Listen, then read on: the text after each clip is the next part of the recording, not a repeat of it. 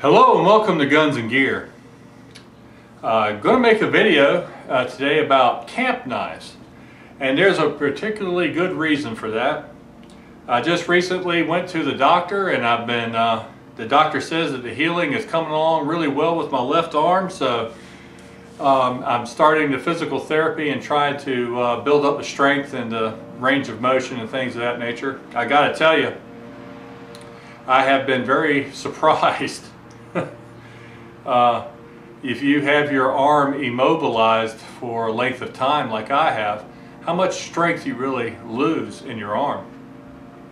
And to give you an example, I have a 5-pound restriction that he wants me to lift with my left arm. And when he said that, I kind of chuckled. I went, "Are you kidding me? 5 pounds? That's it?"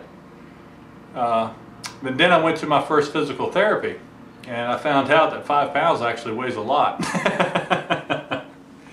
I've been given homework to do where I'm working on the strength and range of motion, and the weight that I'm using is a can of pasta sauce that weighs 1.5 pounds. And I got to be honest with you, I'm just amazed at how weak my arm has gotten from being immobilized, and haven't been able to use it for the last couple of months. My wife works out a lot, and she does a lot of aerobic style exercises, and some of those is with weights. And she has a little 5-pound dumbbell, and daggone, I think I've carried guns that weighed more than this, and you know, it really isn't very much weight at all. But when I picked it up with my left arm, I was beginning to see what that doctor was talking about. My arm is weakened quite a bit. But I'm on the mend, and now I'm looking at this time of year. It's spring. It's one of my favorite times of year to get out in the woods and do some camping and fishing and things of that nature. So I wanted to start talking about that, because I don't have this sling anymore. I don't have to use that. I don't have to use this daggone splint thing to keep my arm immobilized, and so I can drive and I can go ahead and start planning some trips. So hopefully shortly you'll see some trips with me camping.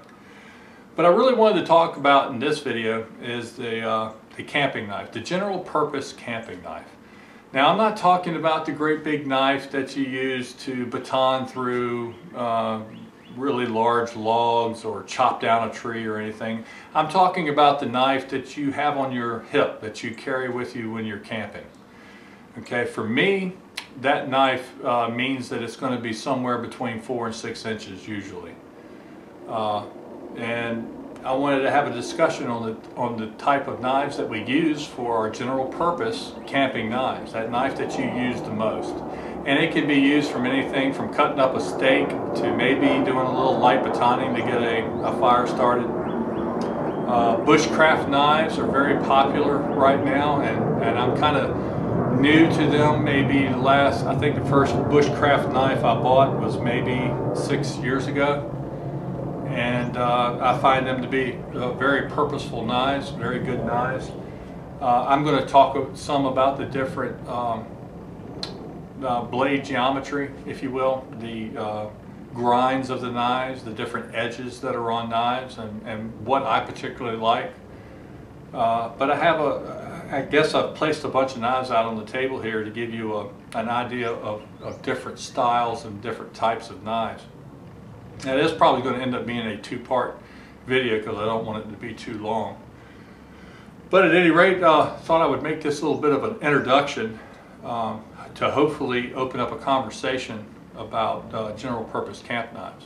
Okay, so with that, I'm going to go ahead and cut the camera off and reposition it and show you all some knives, and let's talk about knives.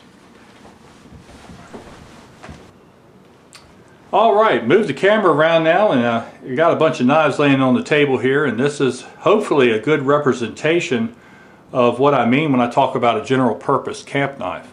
Okay, these are knives that I have used for that purpose, and if I didn't like them, they wouldn't be on the table. So these are all knives that I like. Now, this is not by any means supposed to be a complete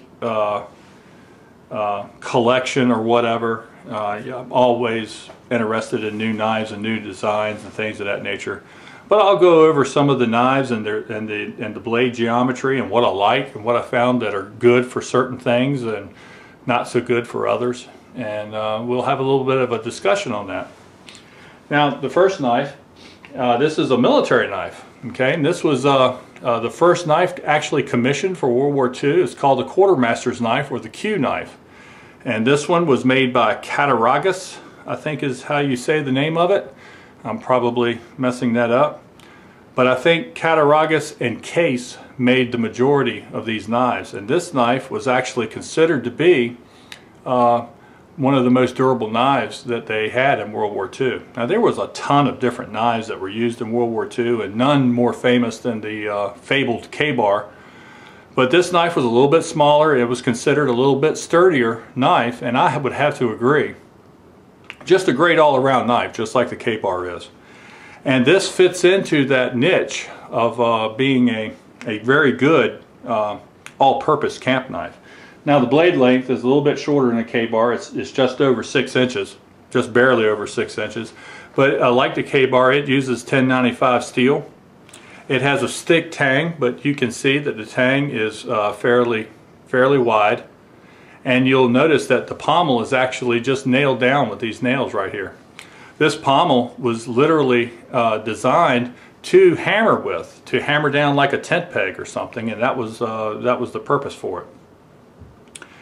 Now, like all tang knives, they aren't as durable, obviously, as a full tang knife, stick tang or rat tail tang or things of that nature. But that doesn't mean that you can't perform all the tasks that you need to for camping or in a survival situation, because quite frankly, these are not pry bars, these are knives. Okay, and people need to remember that. Now, another knife that I really like, this is the Cold Steel SRK. This is a really old model of that knife. This is when they were made in the United States and they used carbon 5 steel. It's a good knife. This is actually my second one. The first one that I have, I've used it so much, all the finish is off of it. And as you can see, this one, you know, it's got some it's scraped up a little bit, but not very bad. I will say that if you're going to use a knife like this for any type of batoning, you might want to remember that this craton or whatever this rubber coating is, you can beat that and damage that when you baton and you hit on this side of the wood, you hit this rubbery material, it will not take it. It just won't. That's one of the drawbacks of that. But it makes for a very grippy knife, and it's an excellent knife for camping or survival. Now, here's a smaller knife that I just really like. I've always liked this knife. This is a Benchmade, and this is the fixed bladed Griptilian. Now, the blade length of it is 4 1/4 inches. It doesn't have a big blade, but it's a very useful design. I really like this knife. Not much of a fan of thumb ramps or jimping, because in my opinion, that's a worthless grip of a knife unless you're trying to stab something. So whereas that might be useful on a military blade that's made for sticking people, for a camp knife, this is not as strong a grip as this. Okay, that's just the way it is. This is an excellent little knife though. The 154 cm steel is stainless, and people say that you can't use them on ferrocerium rods or anything of that nature. I have not found that to be the case. It has a good sharp edge on the spine of the knife, and I'm able to strike a fire steel just fine with that. And this has been a nice little knife. Now, one of my absolute favorite knives that I refer to as your general purpose camp knife is this knife right here. It's a Fallkniven S1. If I would to say anything bad about this knife, is the handle is a little bit thin for my larger hands. I wish it was a little bit thicker. I wish it was a little bit bigger. But this is a full tang knife. It is, if you see how wide that is right there, they really didn't take much off of the tang for the grip material that they use. And this is another knife that has like a rubbery or craton type of material for the handle. Once again, the same thing goes for this knife as I said about the SRK. You have to be careful when you're batoning with knives like this, because if you beat this with a baton long enough, you're going to damage that material. But other than that, I love the convex edge that's on this knife, and I find the convex edge to be my favorite edge for a general purpose or a hard use knife. That edge has the most steel around the edge, so therefore it's a little bit more durable, but it won't get as sharp as a razor, right? A razor blade, if you look at a straight razor, a razor has a hollow grind, and that's what allows it to get as sharp as it is. But you can get these knives plenty sharp, and this knife right here will shave hair off my arm, and that's plenty sharp. Now here's another knife that has a convex edge on it. This is a Skagle medium Bowie, and I did a video specifically about this knife, and you can see there, Skagle Bowie. And this knife is just a great knife. Now it has a stick tang, and I've only done a little bit of batoning or something with this knife, but it has performed very well. I love the shape of the blade. I love how the handle feels in my hand. I really like, and the sheath that came with this knife is just top notch. Beautiful quality leather. It's been treated with wax to give it some protection against wet weather. And I really like this knife a lot. Since it's a custom knife, it does cost quite a bit, but in my opinion it was worth it. Now to go on the other end of a price point, this knife right here, this is a SOG Northwest Ranger, and I've got to tell you, for the price, this knife is just absolutely outstanding. Now the steel that they use is AUS 8, and that's a stainless steel, and this is a very light knife. It's a very light knife, but I tell you what, it is a very handy knife, and this knife has taken a lot of abuse. And some people don't think you can get a patina on stainless steel, but I'm starting to get some patina lines on this stainless steel from using it. Excellent knife. It's a Taiwan. I think SOG makes their knives in Taiwan. I think it says so. Yeah, Taiwan. And maybe that's the origin of AUS 8. I don't really know. But this is an excellent knife for camping. It would be an excellent knife for survival, and it's really not that expensive.